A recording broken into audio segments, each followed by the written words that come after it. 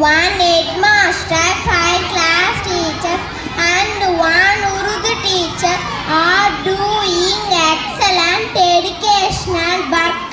In my school, CM's breakfast program and the midday meal program are working very well. In my school, drinking water facility, toilet facility, and electricity facility are good. Our school has a smart board classroom. These are ventilated classes.